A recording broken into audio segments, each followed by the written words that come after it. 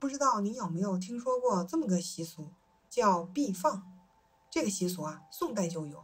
据我所知呢，现在在有的地方还有。这是咋回事呢？就是如果有人去世了，他家里人呢就会算一个日子，这个日子呢就是这个逝者的魂魄会回来的日子，他们管这个日子呢叫避放。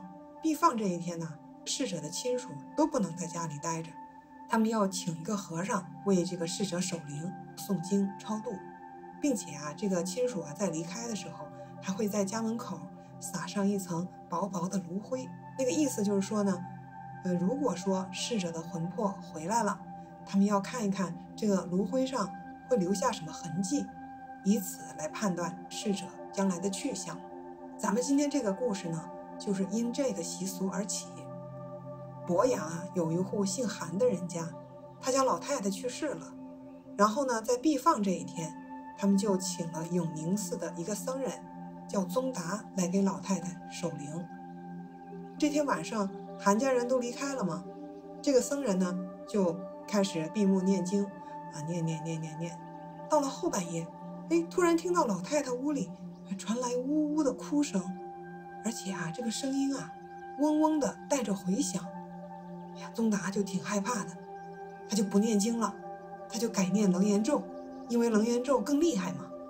他念咒了，但这个声音却越来越大，还伴随着咚咚的撞击声。这个声音就好像没有要停下来的意思。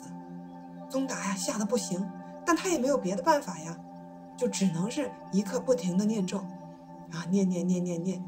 就这样，好不容易熬到天蒙蒙亮了，老太太的儿子先回来了。他一进门也听到了这个可怕的怪声。宗达赶紧就将晚上的经历告诉了他。两个人了嘛，胆子就大了。他俩呢就各自找了根棍子，拿在手里壮胆，然后推开老太太的房门。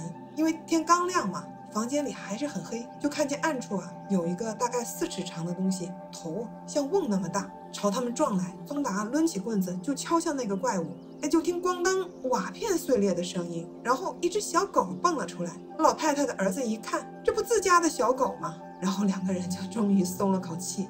他们就猜想因为这个屋里放着一个装着米糠的大瓮，这狗呢偷偷溜到这个屋里，想去偷吃米糠。